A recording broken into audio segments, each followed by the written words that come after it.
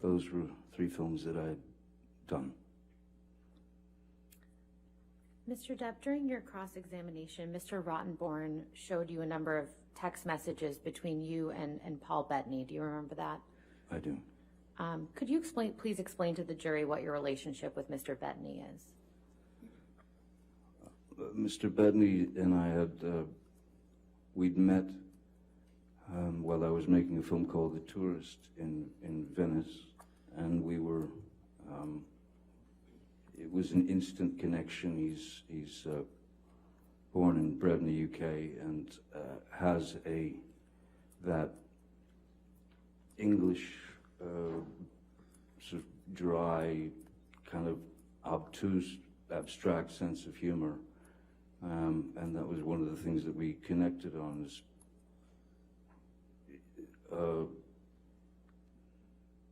taking, even if it was a difficult or unpleasant situation, we would, do our best to deal with it with humor, as opposed to just a constant complaint or whining or anything of that nature. We dealt with it with humor, albeit sometimes as these are private texts that have been, there was a lot of in context.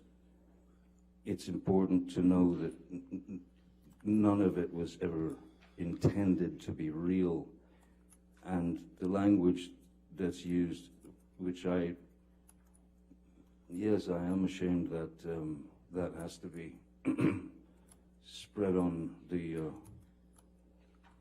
world like peanut butter.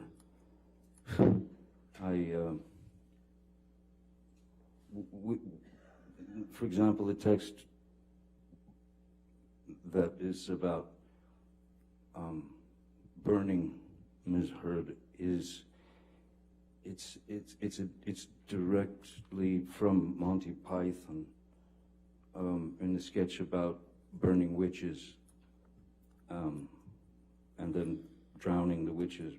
This is a film that we'd all watched when we were 10, and it's just irreverent and abstract humor. That's what we were referring to in those texts. The text message that you just referenced, other than Mr. Bettany, who else saw that text message at the time that it was sent? No one. Of course not. Based on your own observations, how would you describe Mr. Bettany's relationship with Ms. Heard while you and Ms. Heard were together? Abominable. Why was that?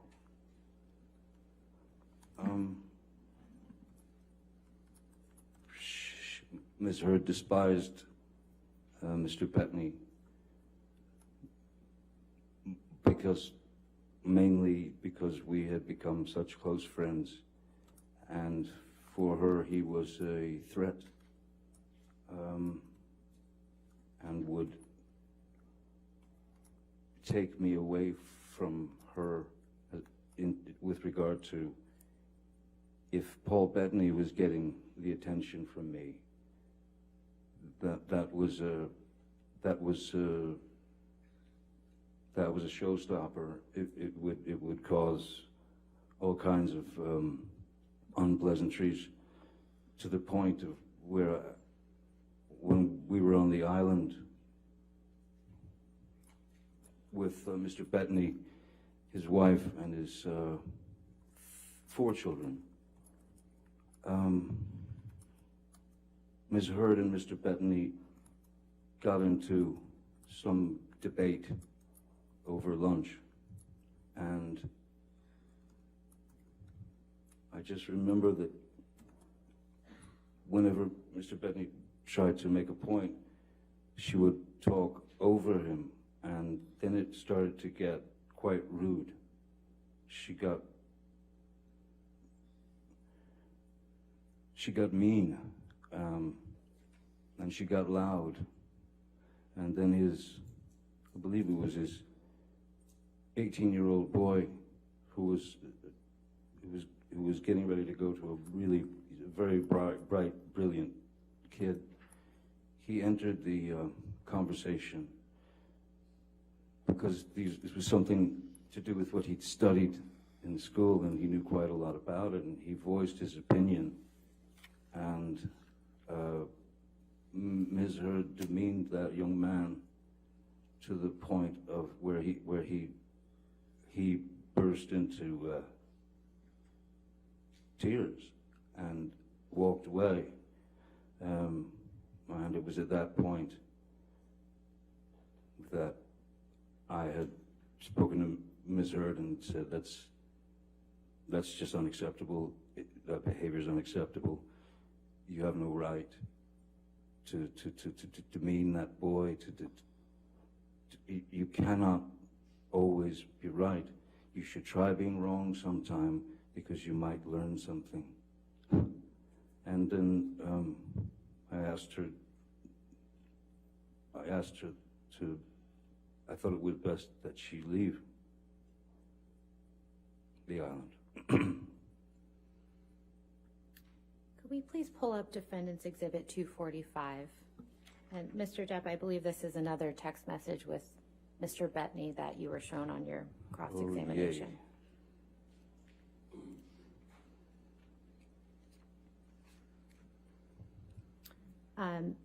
And directing your attention to the text message at the top of the page from May 30th, 2014. Do you recognize this text message you sent to Paul Bettany? Yes, I do. And could you please describe to the jury what you are conveying to Mr. Bettany in this message? This again is, I suppose, an example of the way that I write and express myself. That is to say, you stretch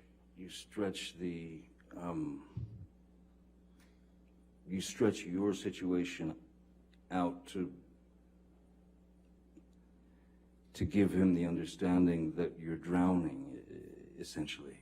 So everything that I say here is, in fact, an impossibility for the human body. I would have been, well, I would have certainly at least had to be rushed to the hospital for a stomach pump. There's a line here that, if you don't mind, I say that when I say I'm done, I am admittedly too fucked in the head to spray my rage at the one I love, for little reason as well. I'm too old to be that guy, but pills are fine. The pills that were referenced were the pills that I that I was coming off of, and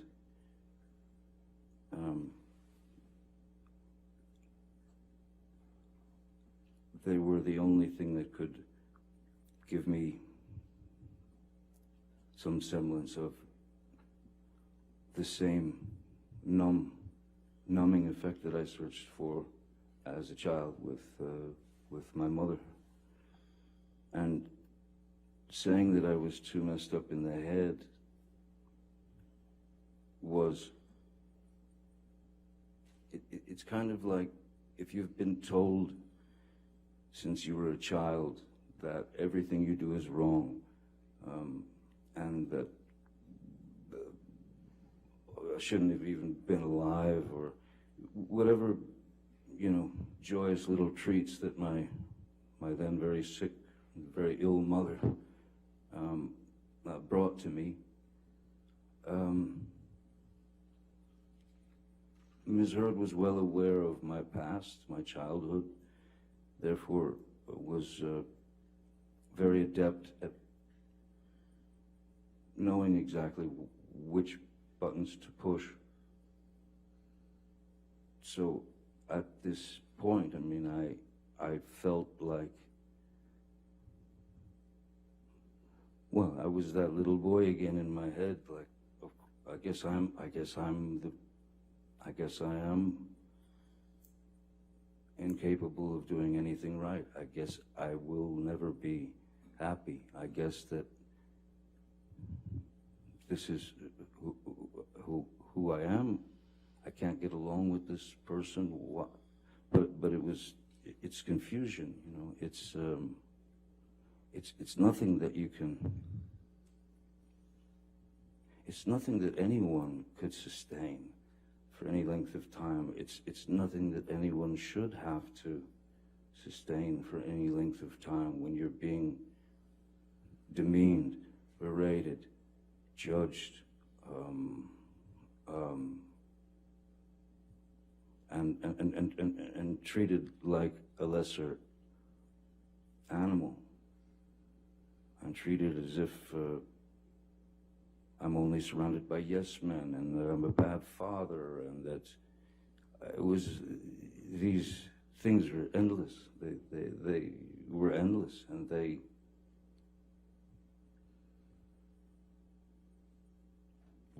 there was no call for them.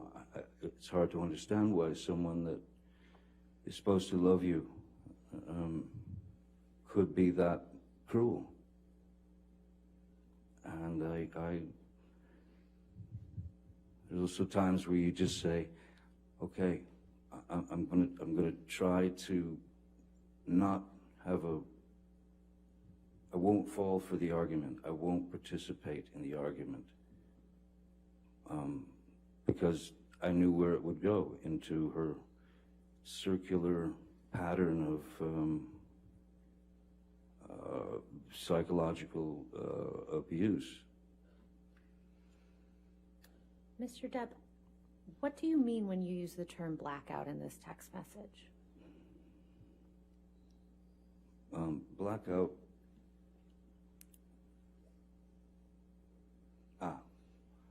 Yes, because I'm talking about 1,000 Red Bulls and vodkas, 1,000 of them, 2 bottles of champagne,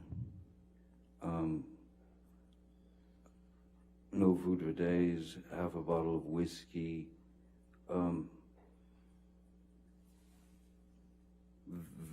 those things, had that been all absolutely true, would have not only caused a blackout, but it would have caused a severe alcohol poisoning, overdose. I would have had to have gone immediately. If that were true, I would have had to have been taken to a hospital, or I'd just die. So, no, blackout is when someone gets so drunk on alcohol, essentially, on alcohol. But the pills that I had my addiction, that I was addicted to, the roxycodone, which are very, very powerful opiates.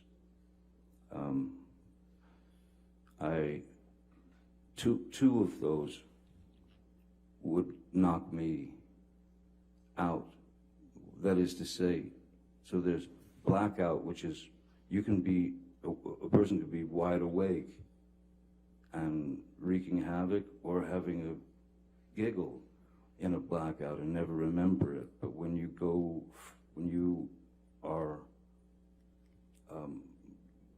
taken the prescription medication, it knocks you out. You are certainly not, well, you're not in any condition to, first of all, swing at anyone.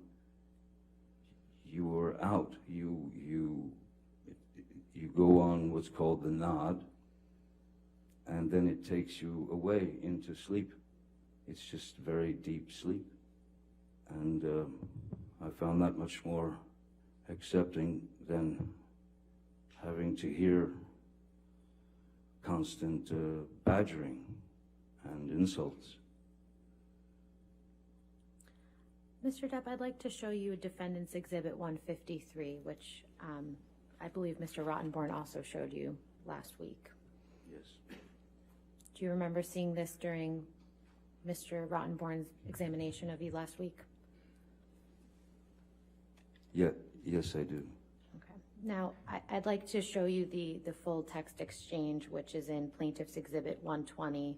And since there's been a number of text messages drawn from this document, this would be Plaintiff's Exhibit 120C. Which page would that be, or underscore? This would be 4 and 5, Your Honor. 4 and 5, thanks.